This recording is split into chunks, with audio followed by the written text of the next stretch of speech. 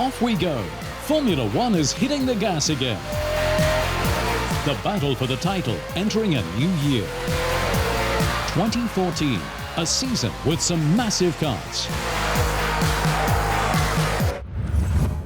So Lewis, what do you think of the rule changes for 2014?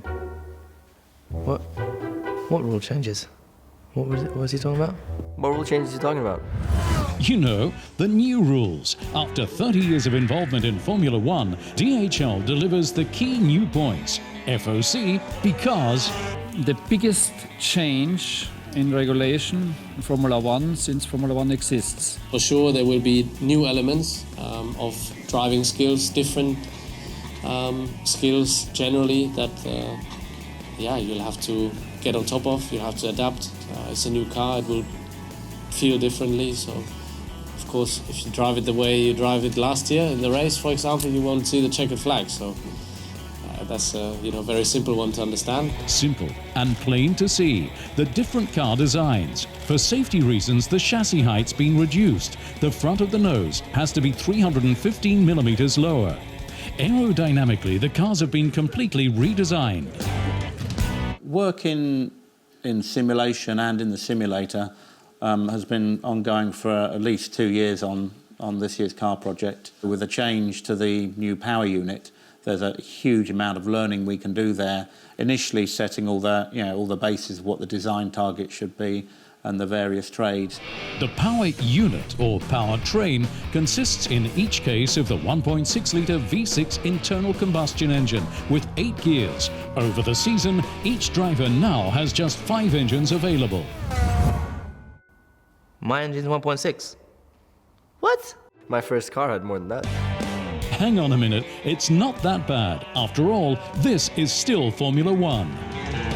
The way this works out in practice is that the engine is a 1.6-litre V6 turbocharged engine with energy recovery systems which allow us to recover energy from the exhaust gas, also to recover energy during braking. So we have a system which is called power unit, which is a turbocharged internal combustion engine with 2 electrical machines. For short, ERS, a 160 horsepower extra boost for over 30 seconds included.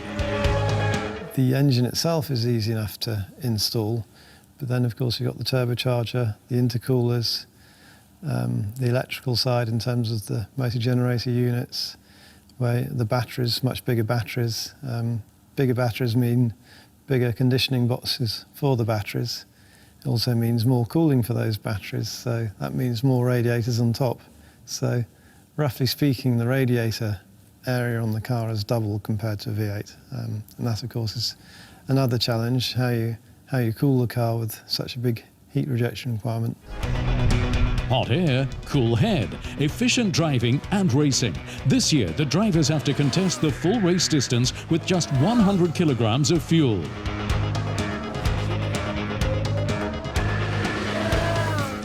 We'll certainly have to drive the races differently. In terms of how we drive, we'll no longer be able to take every lap at the limit, or we'd be out of fuel before the end. We've got to learn a whole load of new things. Muss man da neue Dinge lernen. I mean, the only thing that's missing is that you now tell me like we're doing double points just for the last race or something. I mean, that would be rubbish too, wouldn't it? Well, doing it we are. The winner of the last race in Abu Dhabi will get 50 points, second 36 and so on. That's designed to stop the situation in the battle for the title becoming too clear-cut until the very end. I'm sure everything will be a lot more exciting during the race. The Silver Arrows and their new power unit in the pre-season tests very good. Red Bull had to re-engineer their car.